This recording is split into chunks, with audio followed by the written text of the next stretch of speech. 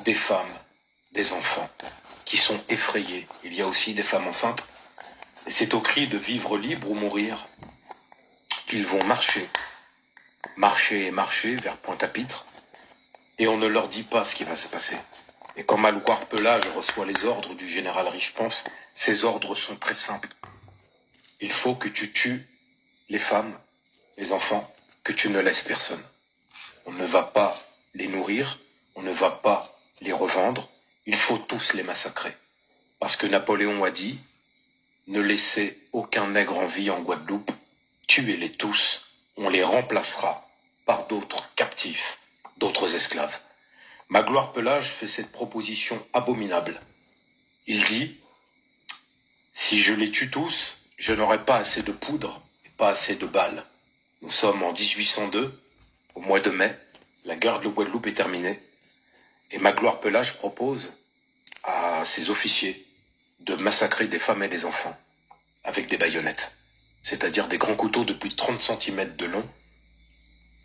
Au début, personne ne comprend. C'est dans le journal d'un militaire que j'ai pu lire ça. Ils réunissent d'abord les femmes et les enfants, les plus faibles et les petits, les femmes enceintes. Ils les mettent au bord de la mer, près d'un morne. Et là, ils commencent le massacre à coups de baïonnettes. Ils éventrent, ils tuent, ils plantent. Il y a du sang jusqu'aux chevilles. Ils ne s'arrêtent pas. Solitude survit parce qu'elle est enceinte et que c'est une mulâtresse comme ils le disent. Ils l'épargnent pas par pitié. C'est parce que ils sont fatigués pendant 4 heures. De tuer autant de personnes, c'est seulement la fatigue qui les fait arrêter. Et Magloire-Pelage dit, amenons les autres à Pointe-à-Pitre et écoutez bien, à partir de mai 1802, jusqu'au mois de novembre, lorsque Solitude va être pendue, le 29 novembre 1802, ils vont chaque jour, je dis bien chaque jour, tuer des Guadeloupéens et des Guadeloupéennes de la pire des façons. Ils vont mettre des bûchers, ils vont les brûler. Ils vont mettre des roues avec des pointes, le martyr de Massoto, le martyr de Dauphin, de Monroe, des roues avec des pointes qui tournent comme une perceuse. Ils vont faire asseoir des hommes et des femmes sur ce genre de dispositif.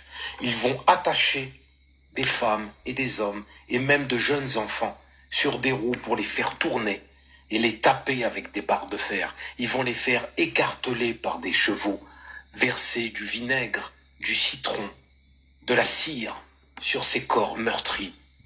Et les Blancs rigolent, ils viennent comme à une fête foraine. Chaque jour, ils se réunissent à Pointe-à-Pitre, sur la place de la Victoire, pour voir ces malheureux, où on dit clairement, voilà le peuple de Guadeloupe, des chiens, des esclaves, voilà ce qu'on fait quand on résiste à la France.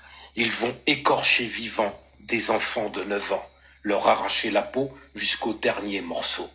Ce sont des choses abominables. Ils vont faire bouillir des femmes enceintes dans des marmites. Et ça, ils vont le faire sans aucun complexe. Personne n'en parle pour la simple et bonne raison que même si c'est documenté, c'est une honte pour la France. Parce que comme le dit Edson, voilà à qui on a affaire. Solitude est enceinte. Elle a perdu son mari Lukengo. Elle a perdu tous ceux qu'elle aimait. Marthe Rostoto a les jambes brisées. Et Marthe Rostoto est conduite à la potence, malgré ses jambes brisées. Et à chaque fois qu'on emmène quelqu'un pour se faire massacrer, comme je viens de vous le dire, il crie par la fenêtre de la prison de Pointe-à-Pitre. Il crie « Vivre libre ou mourir ». Et après, ils vous disent qu'on est des cannibales, ils vous disent qu'on est des sauvages, ils vous disent qu'on est des singes. Voilà ce qu'ils disent. Et Marthe Rostoto est exécutée de manière très barbare. Et elle va dire, avec un courage extraordinaire, et j'ai pu lire ce procès verbal, elle va dire, après moi, mes descendants, les générations d'après, viendront vous demander des comptes, et les fils et les filles de la Guadeloupe seront ceux qui me vengeront. Et voyez quel héritage elle laisse, et voyez aujourd'hui la responsabilité des enfants de Guadeloupe, et de Martinique, et d'Haïti, et de Guyane, et du monde entier où il y a des Noirs. Voilà ce qu'ils ont fait à nos ancêtres. Solitude est conduite à la potence, mais attendez, avant, ils la font accoucher. Son fils est mis en esclavage, il est donné au maître de solitude, Jean Clermontois, et dans un silence glaçant, elle est conduite à la potence. Elle vient de mettre au monde son premier garçon, qu'elle a eu d'un amour réel avec Lukengo, et quand elle est conduite à la potence, il y a un silence, elle ne parle pas, elle ne se plaint pas. Et quand elle monte sur la potence, je le décris dans Solitude, c'est les 10 premières pages, il y a un prêtre qui vient la voir, et qui lui dit, tu es une mulâtresse, fille de l'église, quels sont tes derniers sacrements? Et elle lui dit, je n'ai pas besoin de toi. Elle lui répond, mon église c'est l'Afrique. Il lui dit, non, tu es mulâtresse. Et elle dit bien, je sors du ventre d'une négresse. Où étais-tu quand ils tuaient les miens dans les mornes à coups de baïonnette?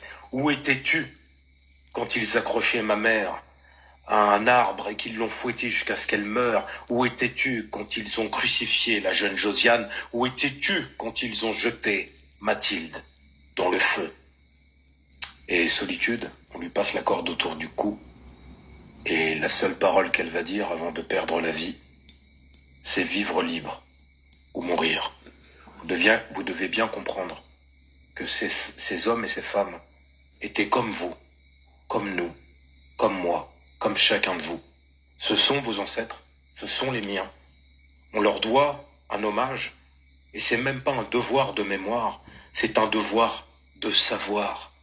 On doit savoir que vivre libre ou mourir, ce n'est pas juste une phrase dite comme ça. Ce qui se passe aujourd'hui en Martinique, en Guadeloupe, qui est déjà arrivé avec des révoltes, ou en Kanaki, c'est simplement la perpétuation du code noir, la perpétuation de cet adversaire.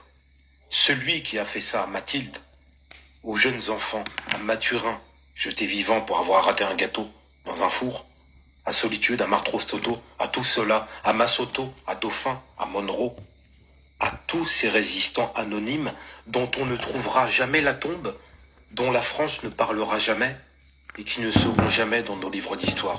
C'est pour ça que je vous le demande vraiment avec humilité. Partagez mes livres. Dites que j'ai écrit l'histoire de Solitude. Prenez Solitude, lisez-le. Et si j'ai mal écrit, venez m'écrire en privé et dites-le moi. Mais ça n'est jamais arrivé. Je me suis contenté de raconter la vérité. Mais j'ai besoin de vous pour que cette vérité soit diffusée. Je vais m'arrêter là. Je vais donner la parole, si elle est encore là, Yasmina, peut-être pour le dernier mot. Je vous remercie à ceux qui sont encore présents de m'avoir écouté. J'essaye de faire de plus en plus de live. C'est pas simple parce que ça prend du temps. Je remercie Pat, bien entendu, de Guada, Edson, de Guada, le panel qui était présent, l'amour qui est encore là et les autres, ainsi que ma sœur Vera d'Haïti. Et je vous remercie vraiment. Vous êtes, entre guillemets, mes frères et mes sœurs. Nous sommes ensemble. On continue le combat, on s'arrête pas. Merci à tous ceux qui étaient là. C'est très important qu'on vienne s'instruire les uns et les autres. On apprend tous des uns et des autres. Comme c'est dit, ce sont des démons barbares, ce sont des psychopathes cruels. Il ne faut leur faire aucun cadeau. Il faut être intraitable avec notre histoire.